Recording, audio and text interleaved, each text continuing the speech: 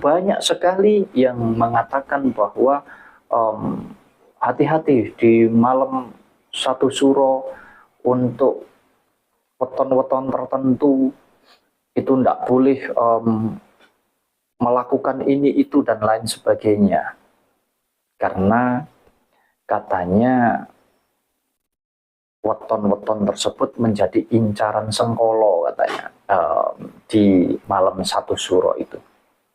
Saya mau menyampaikan kepada teman-teman, inilah pentingnya kita ini belajar itu jangan separuh-separuh ya teman-teman ya. Belajar itu yang benar-benar bisa masuk di dalam sumbernya supaya benar-benar tahu. Jadi ibaratnya begini, tidak hanya kita mendengarkan dongeng atau cerita turun-temurun kemudian menjadi hafalan, terus kemudian kita tular-tularkan, kemudian ketika kita punya mungkin sedikit saja kita punya kelebihan, kita pinter ngomong, akhirnya kita jadi jualan cerita. Jangan.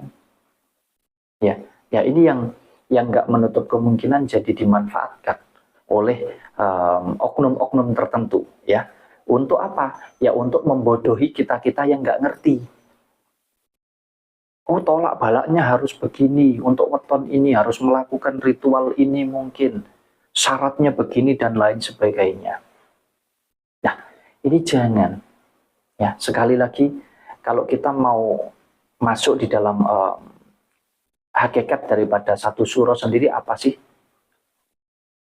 Tidak ada.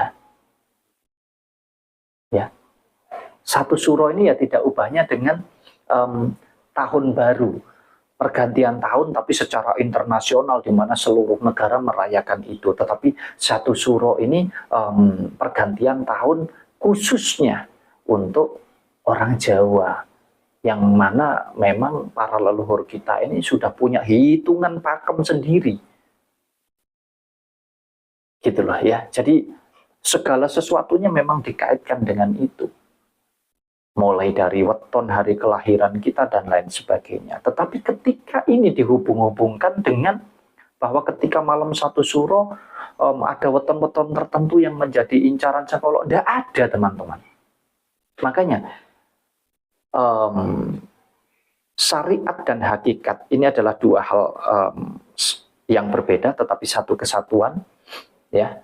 Dimana kalau kita bicara tentang sebuah pemahaman pengertian, tentunya di sana tidak bisa lepas ya dari yang namanya unsur tradisi budaya. Nah itu juga dihubungkan dengan keagamaan dan lain sebagainya. Jadi kembali ke pribadi masing-masing. Kalau saya boleh katakan secara pribadi, bukan berarti yang dilakukan atau yang disampaikan tentang kalau malam satu suro weton ini nggak boleh begini itu adalah hal buruk, tidak.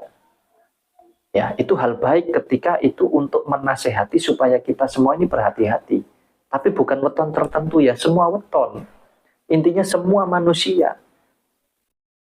Siapa yang bisa menentukan hari lahir kita atau weton? Saya minta weton ini. Atau kalau saya punya anak saya harus weton ini. Supaya nggak jadi incarannya sengkolo dan lain sebagainya. Ya nggak ketemu. Karena kalau kita bicara manusia, tentu ada kelebihan dan kekurangan. Baik secara fisik maupun secara non-fisik. Nah, hal yang harus dilakukan apa ketika kita sudah mengetahui, oh ini sudah tahun baru Jawa nih, satu suro jatuh di hari ini. Tentu kalau kita punya pakem, kita ngerti, kita akan menghindari hari ini untuk apapun. Untuk apapun, terlebih yang kita niatkan untuk hajat yang besar. Ya, yang kecil aja tidak boleh, apalagi yang besar. Misalkan hari Selasa Pahing, tapi secara luas ya, semua hari Selasa itu sudah, kalau untuk orang-orang Jawa yang paham, sudah tidak akan dipakai lagi. Dan ada hari-hari lain yang jadi pertimbangan juga ya, tapi saya tidak mau kupas di sini. Ya, intinya khususnya hari Selasa, lebih-lebih Selasa Pahing, ini sangat sakral, sangat tidak boleh sama sekali untuk melakukan misalkan punya gawe, punya hajat, menikahkan anak, mengitankan, atau pindah rumah, atau bangun rumah ini untuk orang yang meyakini seperti saya, karena memang saya kebetulan orang Jawa ya, jadi ya saya meyakini. Nah, ketika saya meyakini sesuatu hal, kalau saya melanggarnya tentu akan berdampak gitu loh. Nah, itu kembali kepada keyakinan, yang mana ini tidak bisa dipukul rata kepada semua orang, teman-teman. Jadi tidak ada weton yang menjadi incaran Sengkolo dan lain sebagainya di malam satu suro. Karena apa ya? Karena setiap tahun akan berganti terus. Justru hari pergantiannya inilah yang akan kita jadikan sebagai, ya karena ini sudah diajarkan oleh para leluhur kita dan ada hitung-hitungannya, ada pakemnya, ada dasar-dasarnya, bisa dijelaskan kenapa kok tidak boleh, atas dasar apa dan lain sebagainya. Jadi nggak hanya asal kita memberikan sebuah pemahaman, sehingga kasihan nanti, ya kasihan yang nggak ngerti. Misalkan weton ini tidak boleh keluar, weton ini tidak boleh begini begitu, kalau takutnya berlebihan, sedangkan itu adalah hal yang penting di hari itu yang harus dilakukan, kan tentu kasihan. Tapi kalau kita memberikan pemahamannya, monggo, untuk semua weton, semua manusia, hendaknya kita lebih berhati-hati, hendaknya kita lebih waspada, terlebih di hari-hari ini ya. Itu baik, teman-teman ya. Jadi sekali lagi, bukan saya tidak setuju atau apa, itu hak masing-masing, monggo-monggo sesuai dengan pemahaman dan keyakinannya masing-masing. Saya hanya mengajak teman-teman semuanya, dulur-dulur, untuk sharing, untuk belajar bareng ya dengan Sinau Urip Channel ini, supaya kita bisa menjalani hidup kita ini jauh lebih baik, karena kita mampu menyeimbangkan.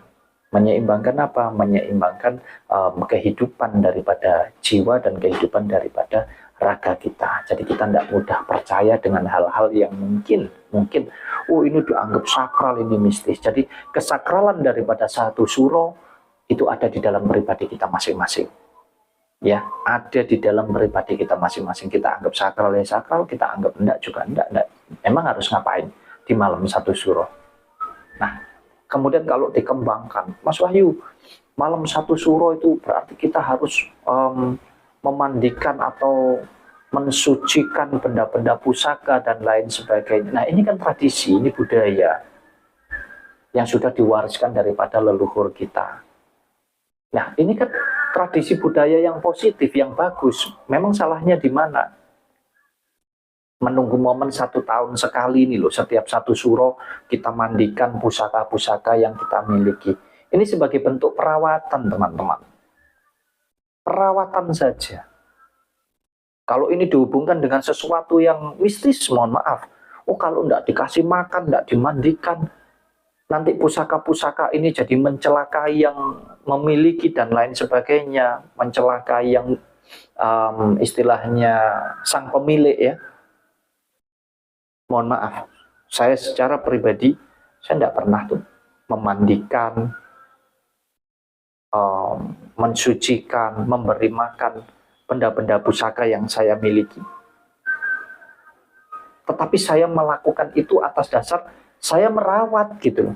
Mungkin tidak harus nunggu malam satu suro. Hanya kebetulan saja.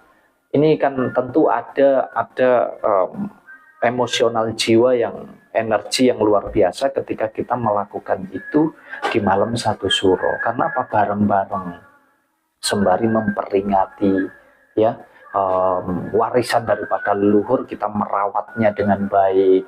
Jadi 1 tahun sekali kita manfaatkan momen itu. Nah, kalau kita bicara hakikat yang terpenting, yang utama daripada satu suro, tentang mandi, tentang mensucikan benda pusaka, atau mungkin mensucikan diri juga. Nah, ini baru masuk, teman-teman. Gimana kita belajar? Kita belajar untuk membersihkan pola pikir kita, kita membersihkan diri pribadi kita. Nah, itu bagus. Balik lagi, sakralnya ada di mana? Ada di diri masing-masing gitu loh. Tapi kalau itu dihubungkan dengan kita harus memandikan benda pusaka apapun bentuknya yang seolah-olah itu mempunyai nilai yang luar biasa sekali, karena kalau kita tidak melakukan itu nanti jadi ada apa ya istilahnya bala atau ada musibah yang datang kepada kita. Kembali, semua bisa terjadi kepada siapapun, kapanpun, dimanapun, atas dasar apa? Balik ke keyakinan masing-masing. Nah, keyakinan tentunya dibarengi dengan apa? Tidak bisa lepas dari pola pikir dan juga jiwa kita atau hati kita.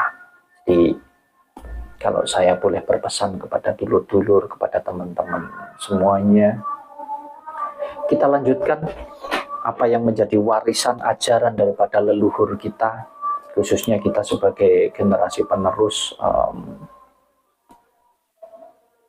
orang-orang Jawa. Apa yang baik kita lanjutkan, kita rawat, kita tingkatkan lagi, tapi bukan dengan kita membumbuinya, yang seolah-olah, oh ini kalau tidak dilakukan nanti jadi begini, ini jadi begini. Ya, balik lagi kepada pribadi masing-masing. Sejauh niat dan tujuannya baik, monggo-monggo saja. Tetapi kalau caranya tidak baik kan juga jadi salah. Niat dan tujuan yang baik itu kalau salah caranya tidak baik, kan ya jadi tidak baik juga teman-teman ya. Jadi jangan dihubung-hubungkan dengan yang seolah-olah ini sakral, ini begini begitu. Kembali kepada keyakinan masing-masing. Itu sih mungkin ini sedikit saja penjelasan singkat yang mungkin setiap orang tentu berbeda-beda loh ya pemahamannya. Ini bukan untuk berdebat, bukan untuk merasa paling pinter, paling benar, enggak. Tetapi ya ini untuk kita sharing dan sama-sama belajar, yang tentunya niat dan tujuan kita adalah supaya kita menjalani hidup ini loh menjadi lebih ringan, lebih enak, lebih baik, supaya tidak salah kaprah. Masa kita harus, mohon maaf ini, kita harus diperbudak dengan cara berpikir yang menurut saya kadang salah kaprah. Karena apa? Itu tadi, kita harus memandikan pakai kembang, bahkan harus pergi ke laut selatan ya, bahkan harus memberi makan kepada benda-benda pusaka. Siapa yang minta gitu loh ya. Jadi ya balik lagi, setiap orang punya cara masing-masing, setiap orang punya sudut pandang masing-masing, setiap orang mempunyai pemahaman, pengertian, dan keyakinannya masing-masing. Jadi sejauh untuk kebaikan dan dengan cara-cara yang baik tentunya tidak jadi masalah, selama kita tidak menyakiti, tidak menyinggung, tidak merugikan orang lain.